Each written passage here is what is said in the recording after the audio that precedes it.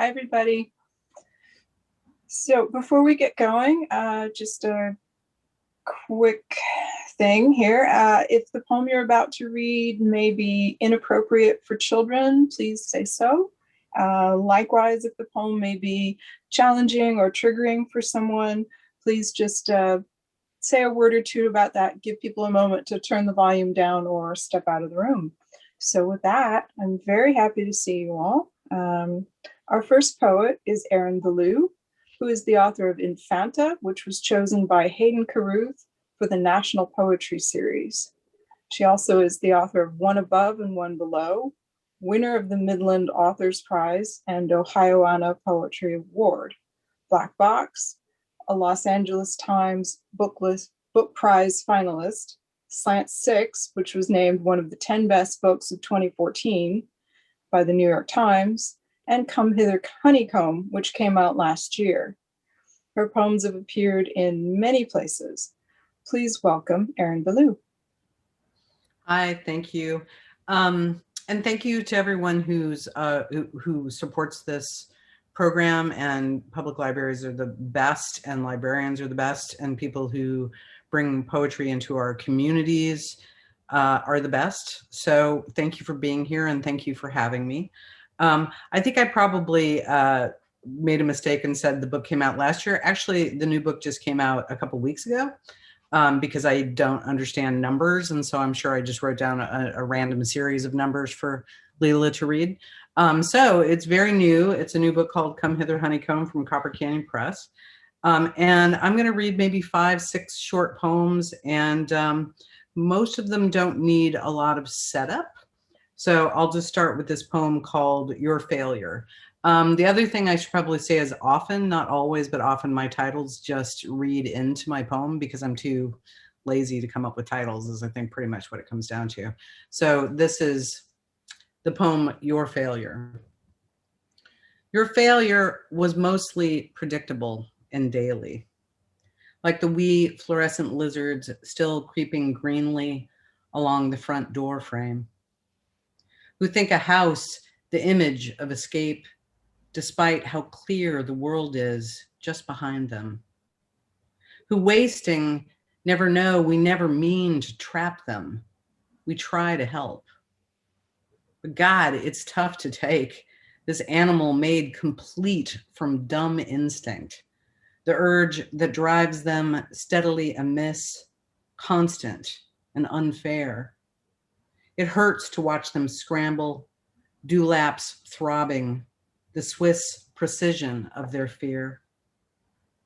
Now, sorting out the wreck, she digs her broom into another hidden, grubby crack to find the husk these creatures leave us because of what they lack. And the next poem is a poem that has an epigraph from the French writer Guy de Maupassant. And he has this wonderful kind of epistolary essay called Letter from a Madman, which I highly recommend to you. And so the epigraph for this poem is, and from the moment that everything is limitless, what remains? The man who fills in space. The man who fills in space is petrified. The outlines of each table, counter, his and the spouse's nightstands all blur beneath the mess of his collections. Covering his mouth, the man often yawns reflexively. It's hard to feel your own unease, so tedious, a house too quiet. And he is growing weightless, churlish, lapsing into sulks as the bees that work inside him plot more often to refuse him the lullabying comfort of their swarm. But when he pokes the canker of that great blank whatever he never hopes to find, he swears he hears it laugh, the terrible what of what is not.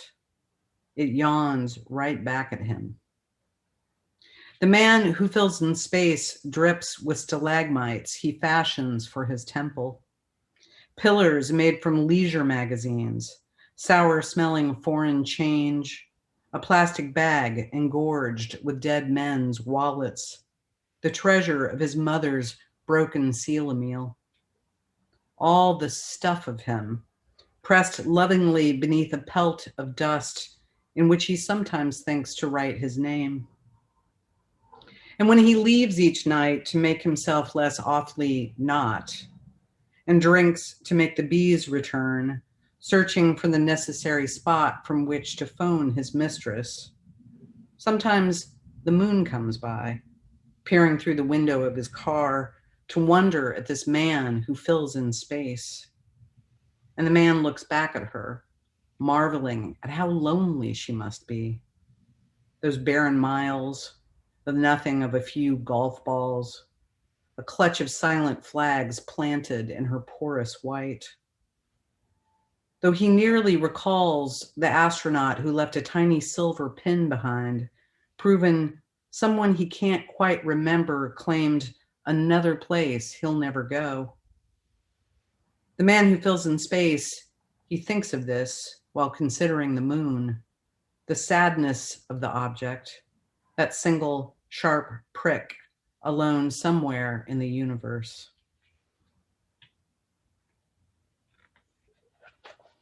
I was asked to write a poem for Academy of American Poets Poem a Day's Shelter in Place series. I think this was the last poem I wrote for the book. So this is what came about in that moment of thinking about how the pandemic has kind of where our mind has turned in that particular place. So this is a poem called As for the Heart. I am come to the age of pondering my lastness, buying what seems likely my final winter coat at Macy's, or when a glossy magazine so very blithely asked me to renew. As for my heart, that ever pixelated tweener, how tediously long I've been expected to baby her complaints, unloved, alarmed and stubborn clock, refusing to listen even as the more intrepid tried. Now she mostly mutters to herself, though occasionally there's some clanging, a tinny sound, like the radiator in a Southie triple-decker, fractious as a pair of cowboy boots in a laundromat's dryer. It's always been this joke the old ones know. In such a state of nearly doneness, the world grows sweeter, as if our later days were underscored with music from a nocturne saddest oboe hidden in the trees. Just yesterday, while standing in the kitchen, my son complained nonstop about his AP Psych class while wolfing warmed up bucatini from a crazed pink china bowl. Shiny, kvetching creature. Even if I could tell him what he doesn't want to know, I wouldn't.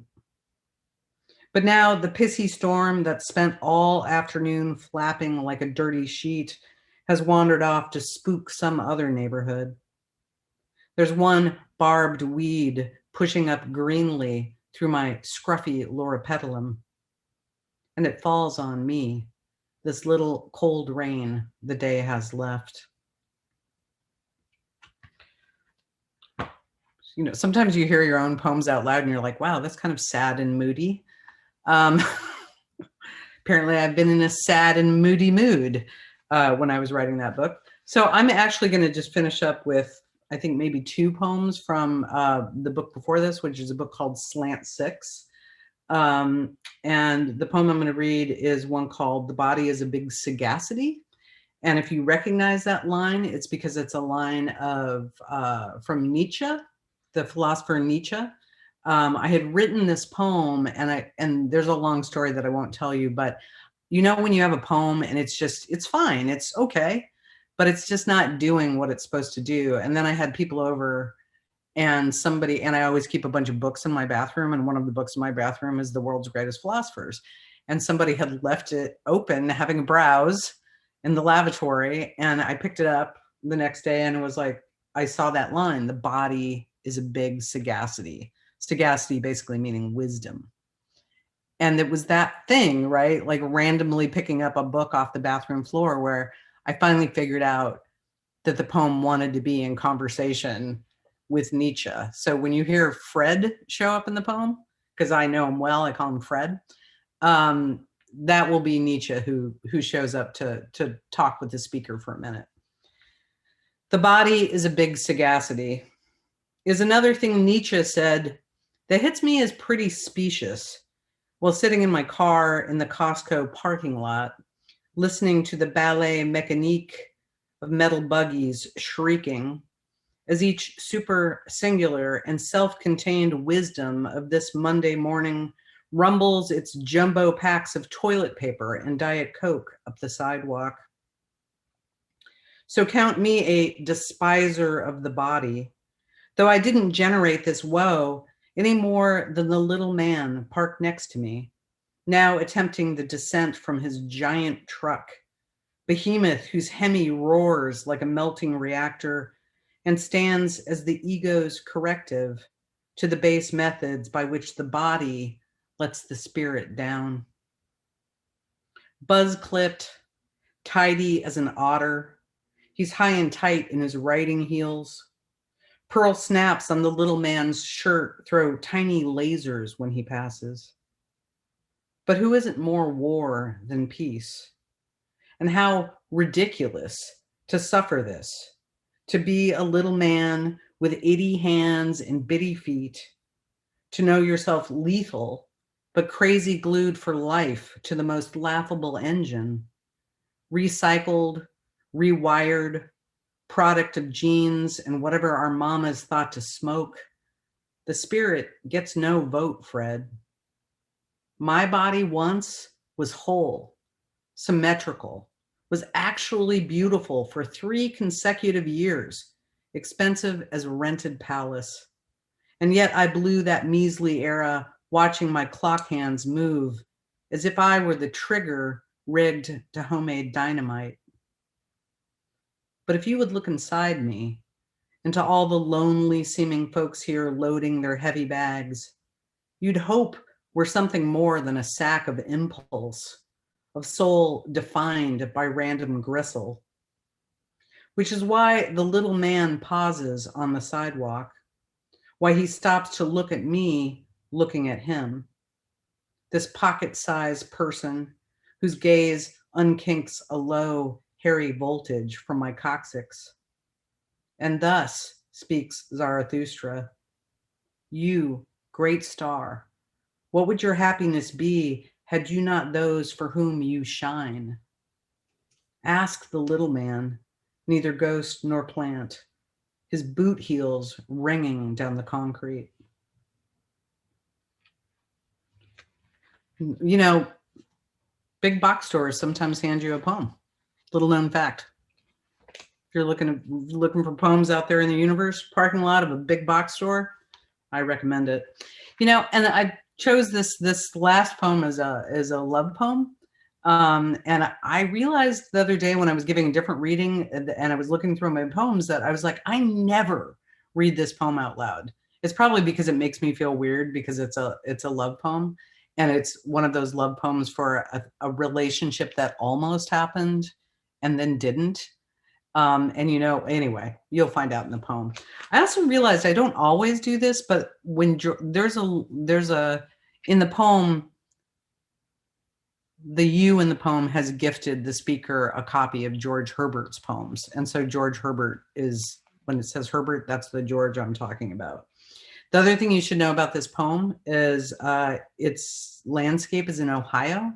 And it's talks about the Olentangy River. And so that's where the Olentangy River is in Ohio. So I'll say goodbye and thank you for your attention today. And I appreciate getting to meet the new poets here and thank you for your attention. So this is Olentangy River.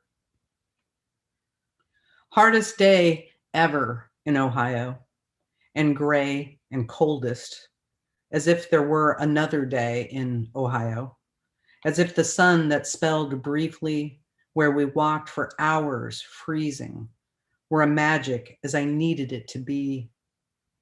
Gollum's proof and Yenta's blessing to those many nights of driving past your house.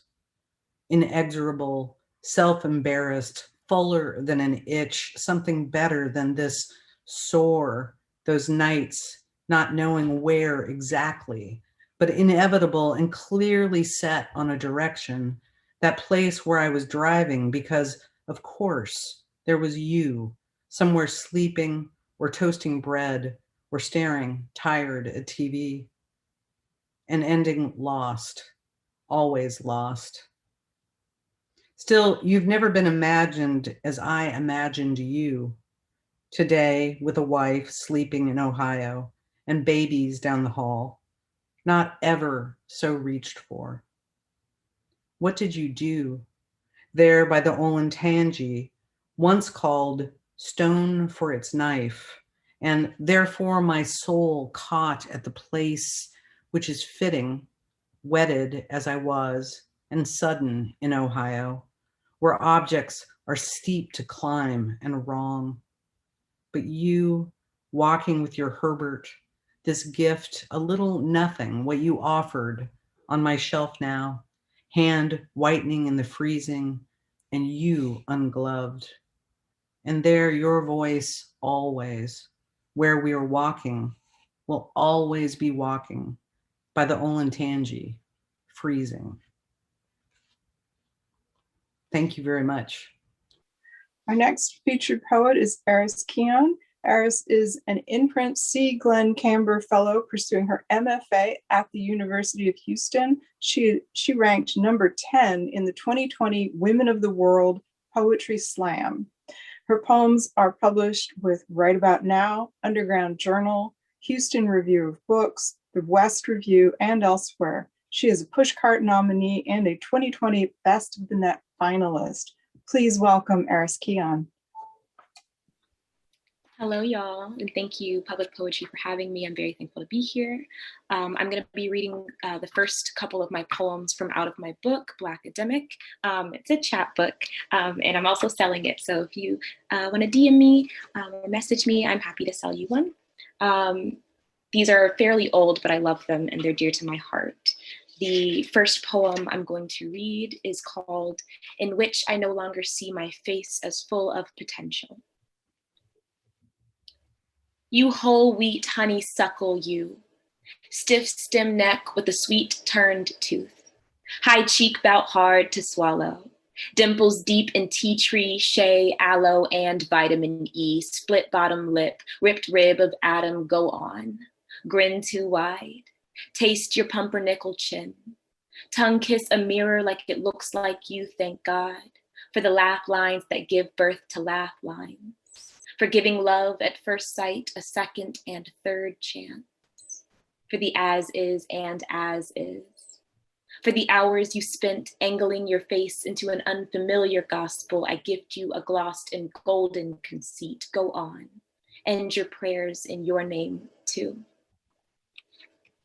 The next poem I will read is called Circus Act. Black girl be the best magic trick with how she vanishes under a spotlight like poof.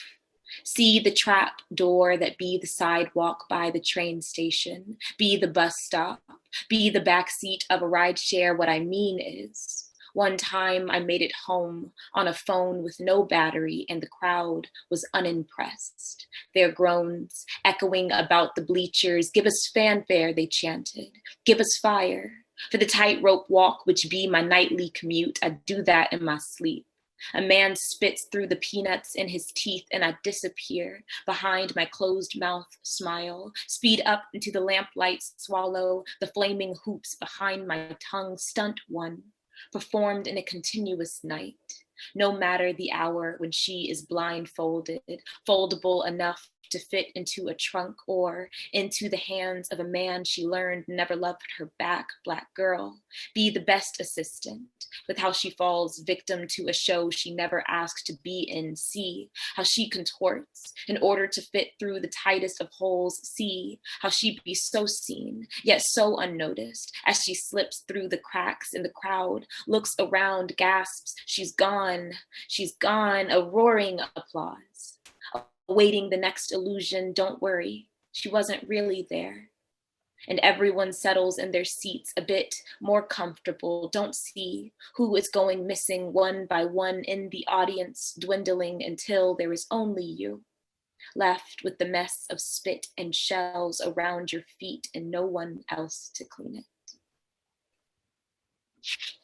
And I think I have time for one more poem. So I'll read a poem that's very dear to me, Away with the Sun. I'm afraid to have a son, so instead I'll birth a moon. I'd have to watch him grow so far from me, but so bright, his light rippling the mirrored surface of sea. I'd see the craters in his face before they fade in the morning.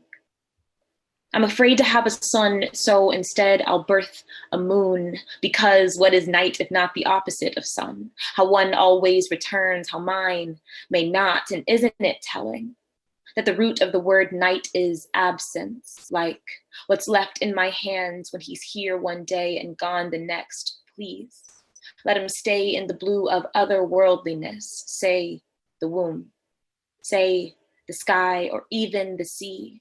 How many of my ancestors were divers, how they knew that the bottom of the ocean was better to touch with both hands than this ground with bare feet. If I were ever to have a son, I pray he'd be a moon, so I could bury him before the world does, beneath a blanket of stardust where blue and only blue can touch him, his light, taking millions upon millions of miles to reach the ground where he dies long after I do. Thank you. Thank you. That was beautiful and very moving. Our next featured poet is Bradley Earl Hogue. His poetry appears in numerous anthologies and journals, most recently in Courtship of the Winds, Fleas on the Dog, Angry Old Man, Shanty Arts, Event Horizon, The Transnational, and Split Rock Review. He has published 4 chapbooks, and his book Nebular Hypothesis was published by Caw and Crow Press. Please welcome Bradley Hogue. Thank you. I'm glad to be here again, and I'm actually thrilled to be able to share some of these with you. I've recently sort of given up on writing about my own life. It's started writing, trying to find other avenues to take it. So these are poems written while I've been hiking through the woods. I'm now living in California, lived in Houston for 30 years, but these are kind of local to this landscape.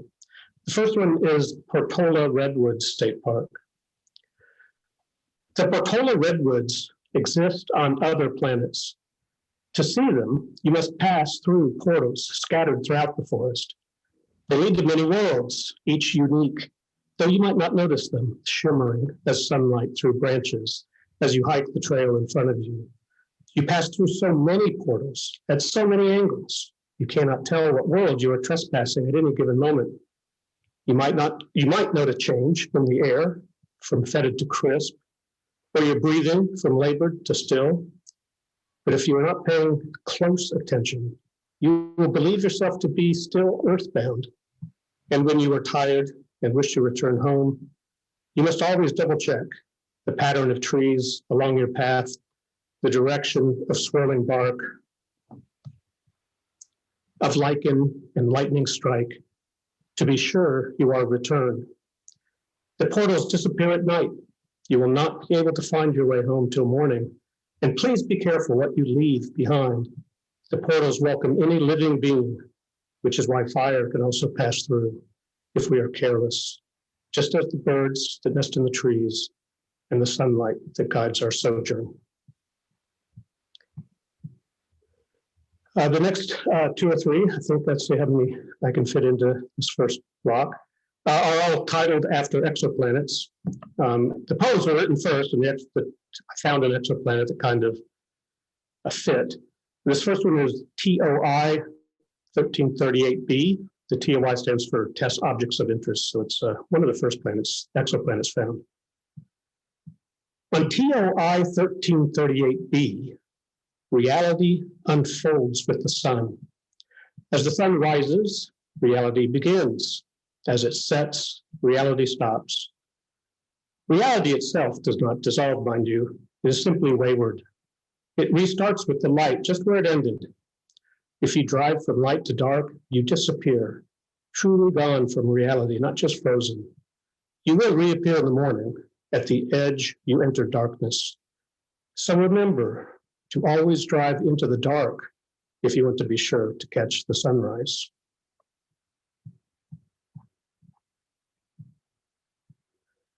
All right, the next one is Kepler 16b.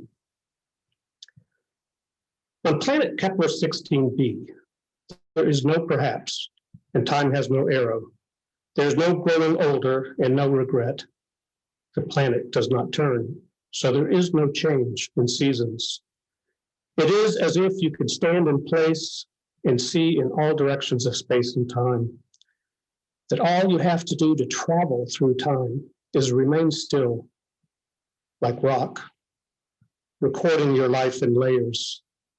Let your life's moments wash over you like tide against cliff face as you dissolve into rubble, compact into glauconite, rise by tectonic force into mountain, become buried by layer upon layer of earth until pressure transforms you into shale, phyllite, schist, gneiss.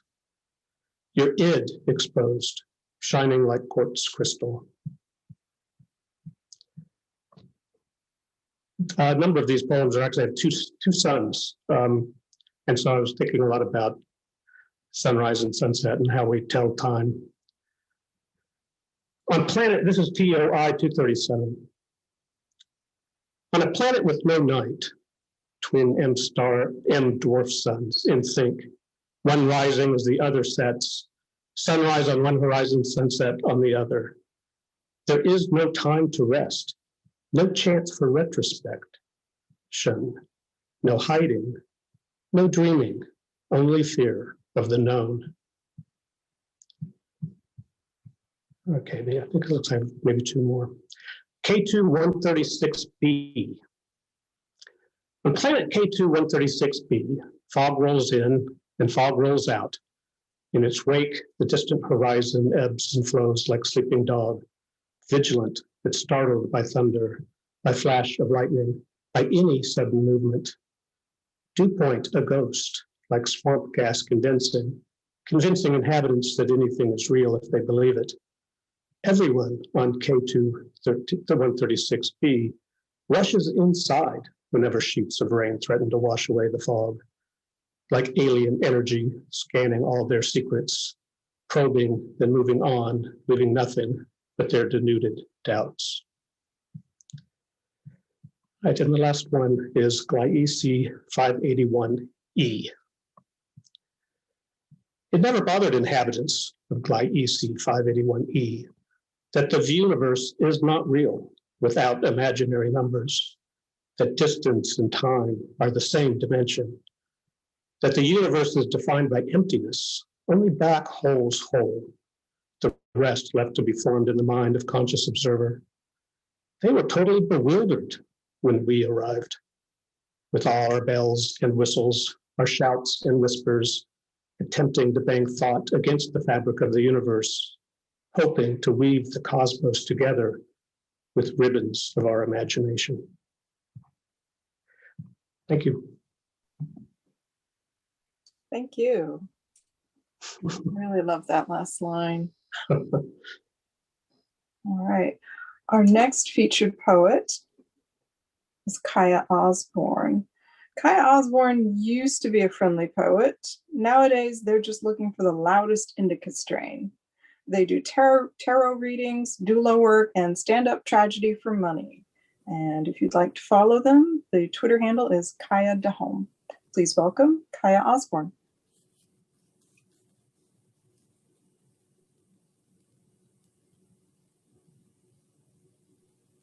Hello, everyone. My name is Kaya Osborne, and I will be reading y'all some poems today.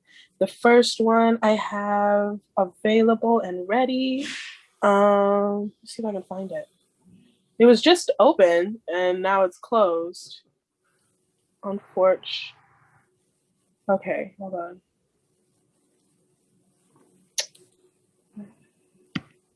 I hate having my things ready to go and then they're not ready to go. Here we go. Okay. So this poem is called Have You Ever Halted the Parade for a Second? Are there any trigger warnings I need to add? This poem does have the N-word in it, but I'm going to be censoring it. So besides that, there are no other cuss words. Have you ever halted the parade for a second? No, and I've only just considered stopping. It doesn't hurt enough. The pain has only just settled into the grooves. Maybe there's spendable gold where these sobs end. Mars is in retrograde, so fake like you care about understanding me so we can all go home a little earlier. I'm tired of war metaphors for bodies that have learned their borders, but I am also tired of negotiating with a language that sits on my tongue like arsenic pulp. Essentially, I am unlearning the act of being owned. I have so far done this bloodlessly. Therefore, I am failing. My first mistake was having heroes. The second was choosing the living. When you're a psychic, no one's ever telling you the truth. That's why tarot readers are always single. As a poet, I am obligated to love. As an N-word, I'm supposed to know better than that. Did you know the Hottentot Venus spoke perfect French? Thank you for that. That's the first one. Let me see. The second one, the second one is called Moon Cricket. I pick the scales the burn created off and fling them to the floor, settling like rose petals on a lover's sheets. I imagine the spiders will use my forfeited melanin to dress their homes, opaque flakes of scar tissue glittering like gold leaf in their webs when the sunlight hits them just right. This is the only part of my body I will surrender to the dirt.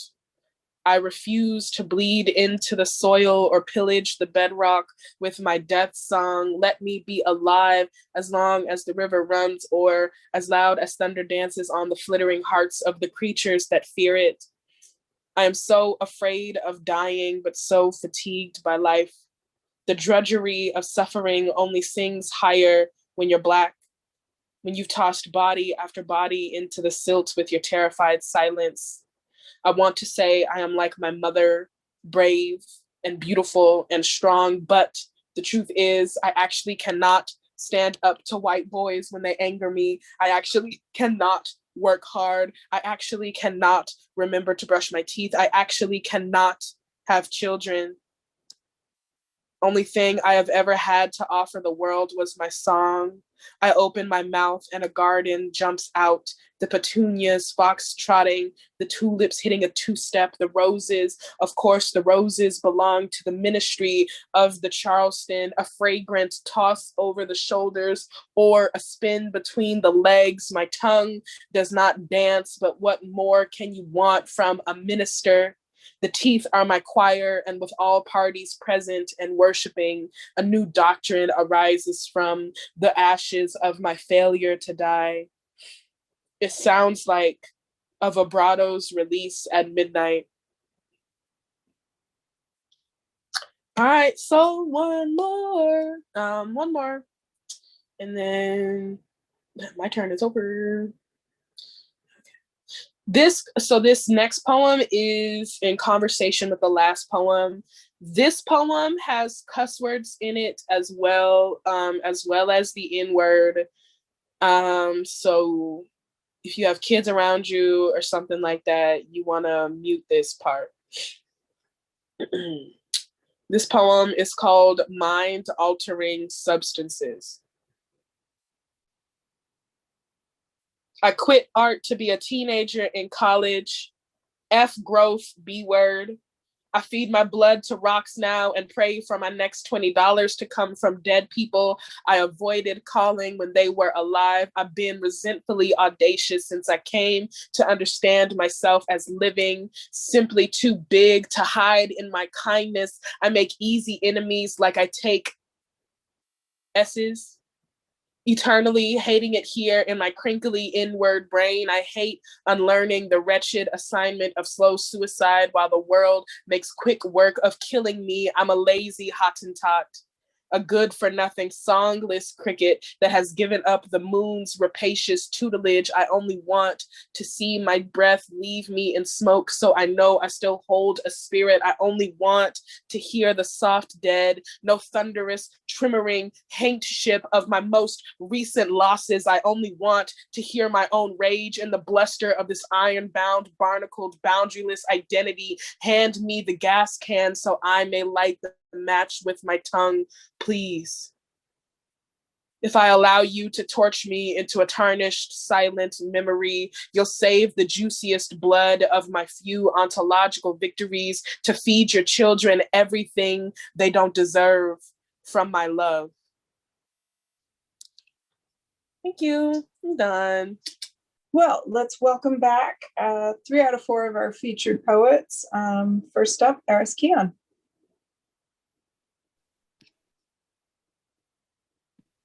All right, hello, lovely folks. Wonderful reading. It was such a pleasure to listen to all of y'all. I'm gonna read 3 poems. They're all fairly mid-length. So the first poem is called, the title leads into the poem.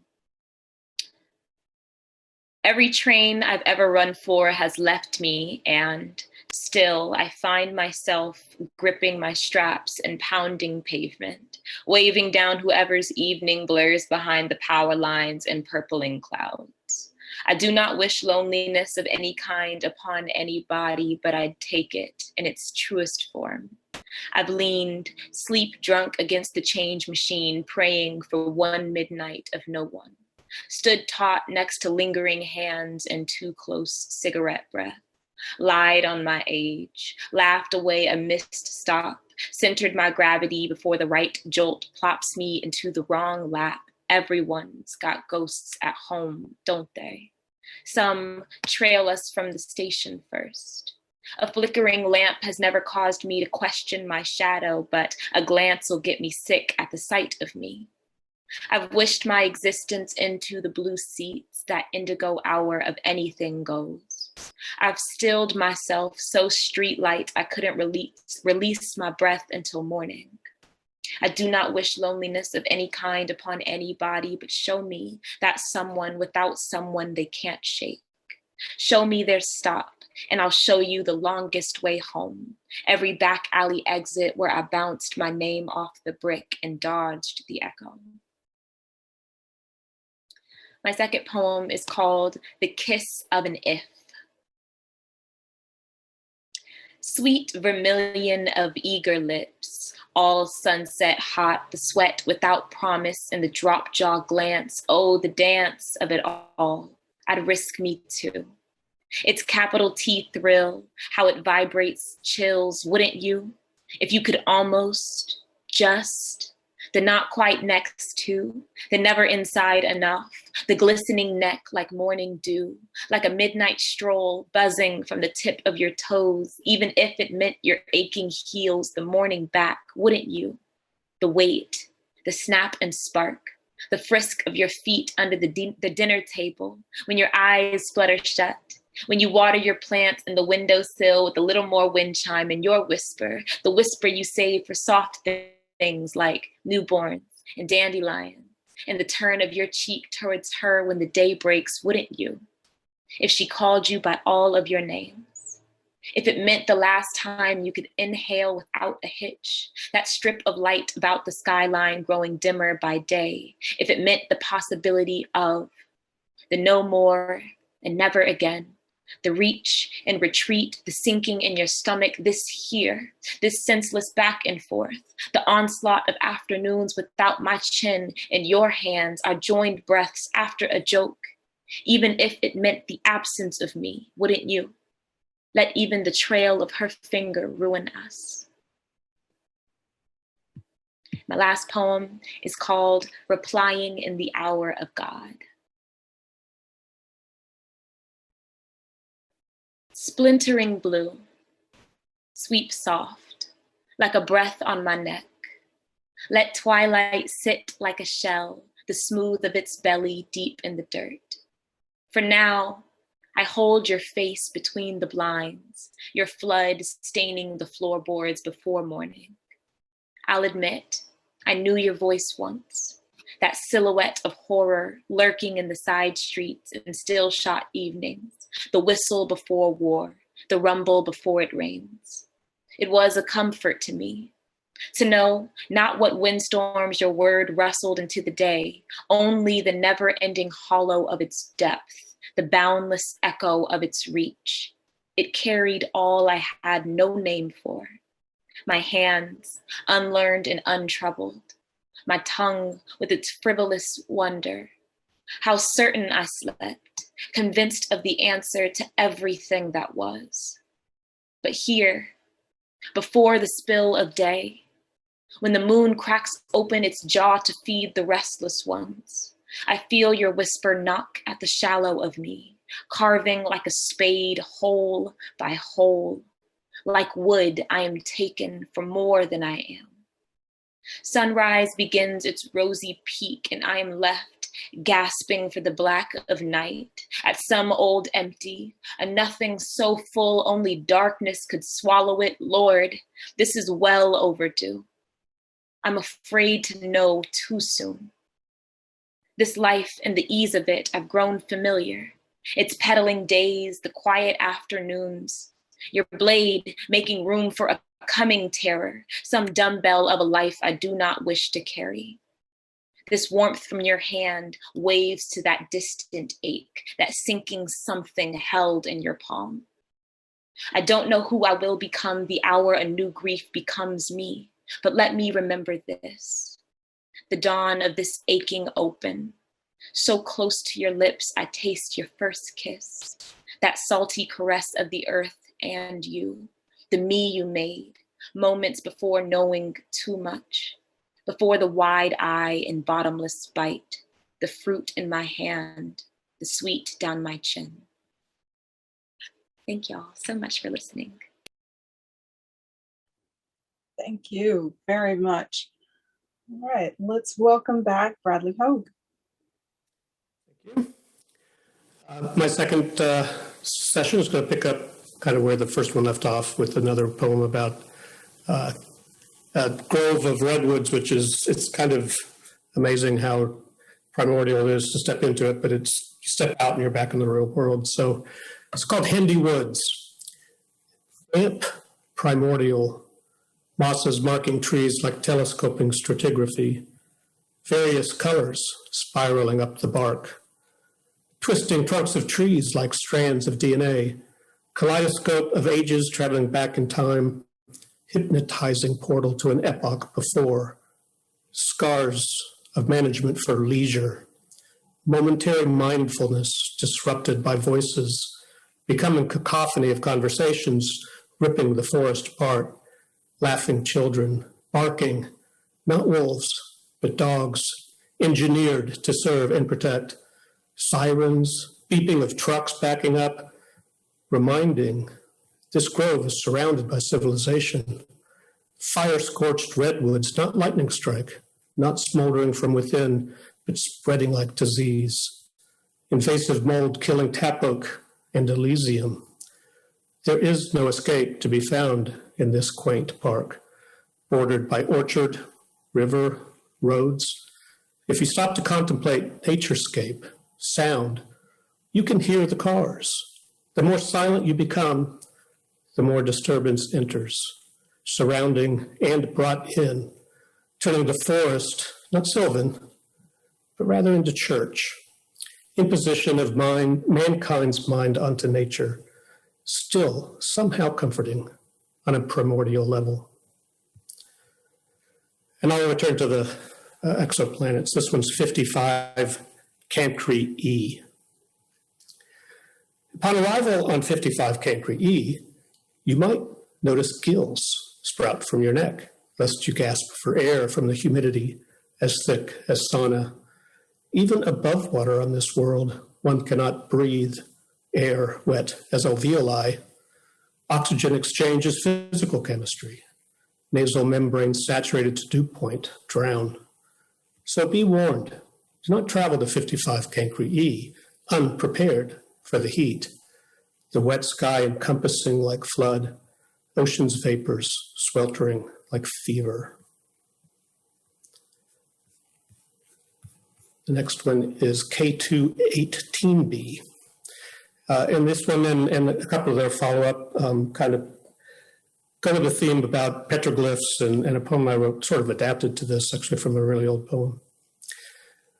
On K218B, words fall from the sky like cosmic rays. All you have to do to hear ancestral voices is tune to the right frequency. Once found, they emerge like bugs when lights are effulgent. Though it is still nearly impossible to grok translation, to hold them in your hands for your children to see, like lightning bugs, afraid to open fist too much, lest the words escape and scurry back into the dark.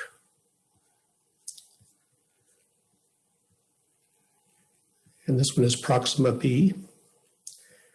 The first explorers to make their way to Proxima B discovered the words of previous inhabitants manifested into rocks, broken and scattered, some jutting from graves like shattered dreams, others dust-covered or sand-blasted, beseeching epiphany, succeeding settlers, incapable of deciphering the relics, spent their days wandering through the spoken stones, carving their own graffiti onto the literal petroglyphs, as if time favored the recent and Providence conquest. My last one is actually based on I don't know if accurate or not, but a description of, or one idea of what might have happened on Easter Island. It's called Kepler 62F. Research now suggests that the carvings on Kepler 62F were commissioned by rulers of competing sects, dividing the planet into 11 segments, competing through displays of wealth rather than might, decreeing that massive statues be rolled along logs cut from trees, similarly to those that carried tiki boats to shores on Earth's Easter Islands.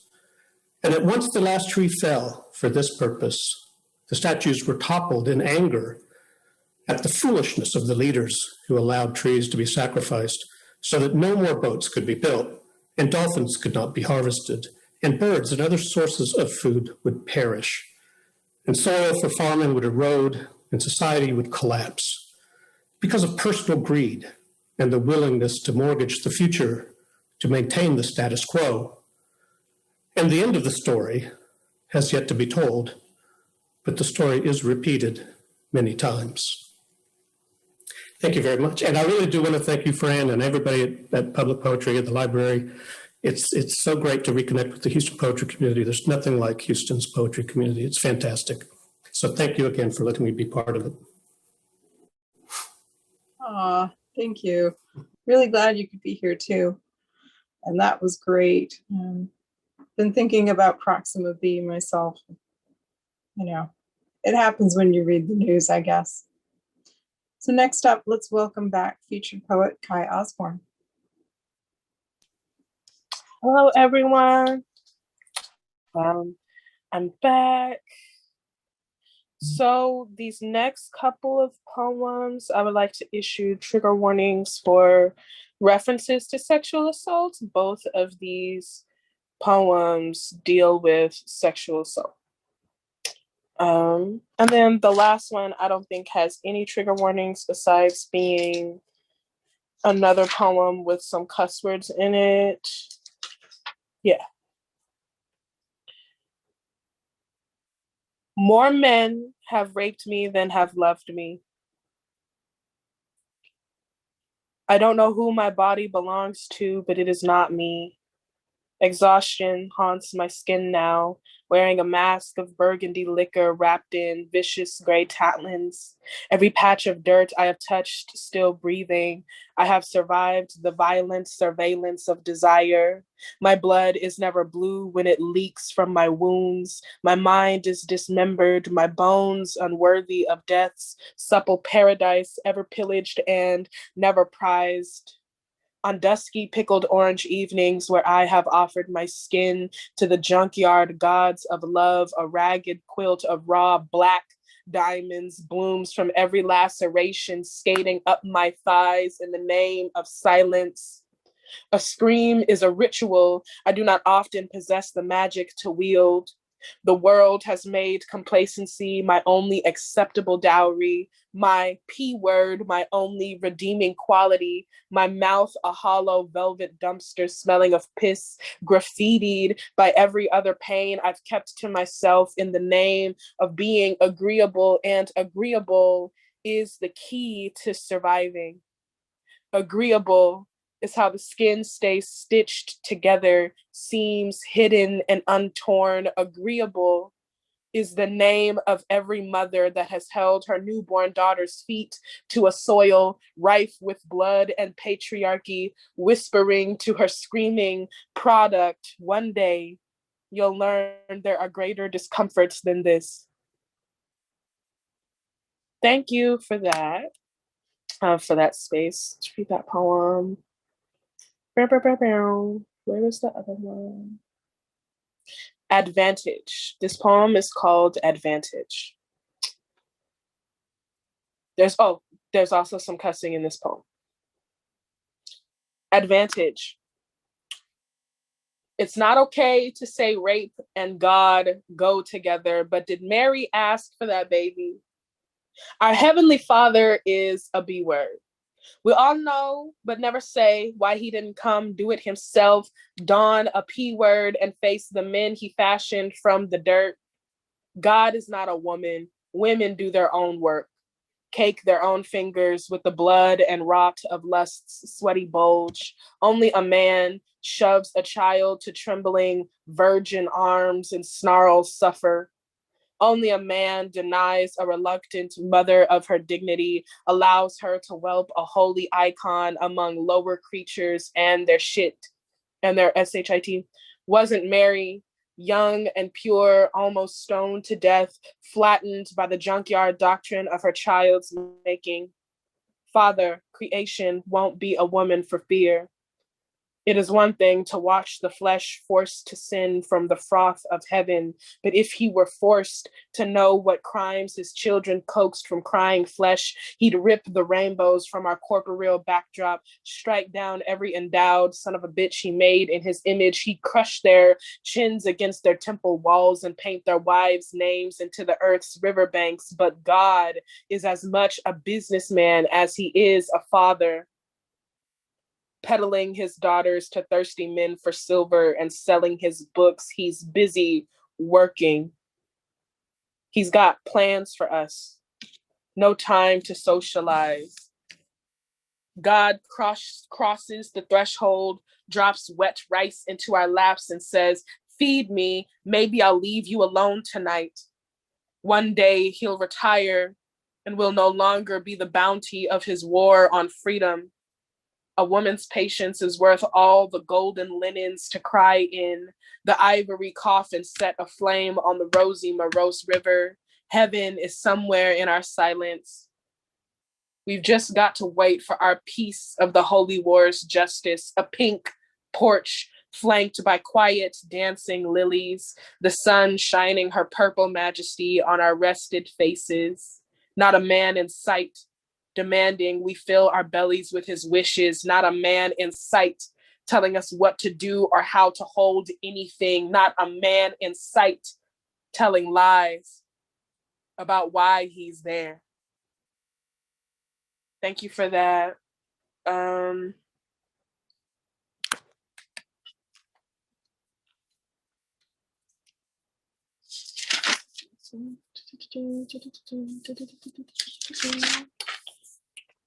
Okay.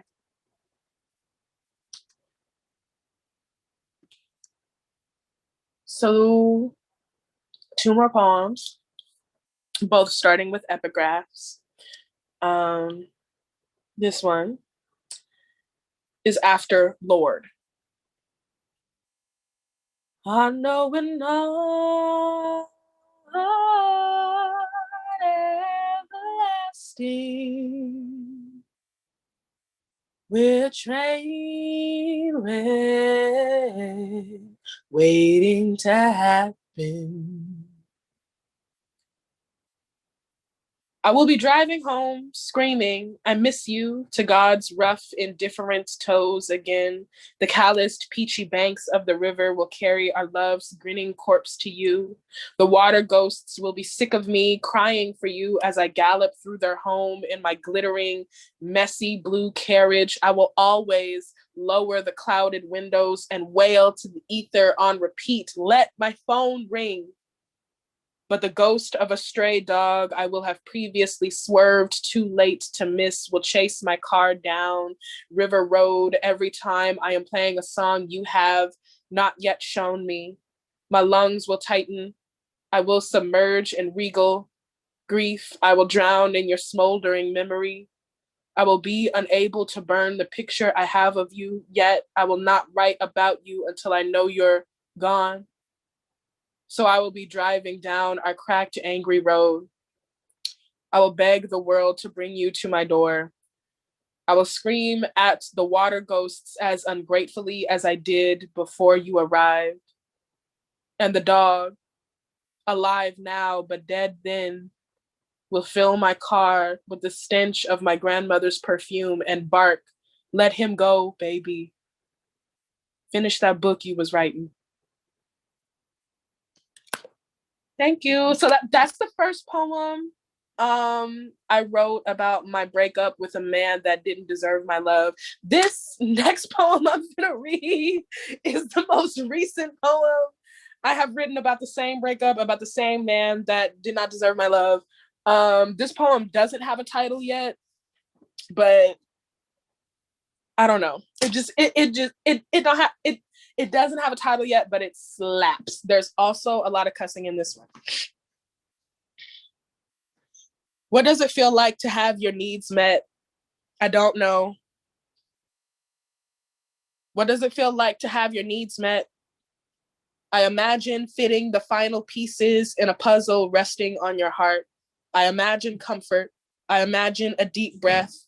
Inhale, exhale, no worries. When did someone have those needs effed up? I do it constantly in exchange for mediocre D word, rust and half love. Rust bleached and half love.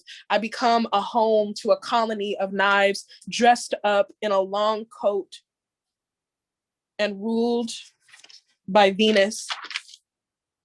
After finding out what my name means in the stolen tongue only my ghosts know, I no longer believe that love and obsession can share the same planet. We have gotten it wrong. Love belongs to Saturn. We are given to our limitations and restrictions. Freedom does not live in the canyons you can fall into, chasing the wrong prey off cliffs you didn't bother to look out for. Everybody wants me to be their home, but nobody wants to dress my entrances in their blood and their prayers for protection. In words, effed up, thinking I was the bee to ruin. Now look at us both, embarrassed and smoldering, ashes peeling off our skin while we shed the fetid funk of each other. You should have listened to my limitations. You should have known better than to prey on me. Now you're missing teeth and searching for my feathers and all the cold air around you. Venus is a B word, ain't she? I'd hate for that to be my mother.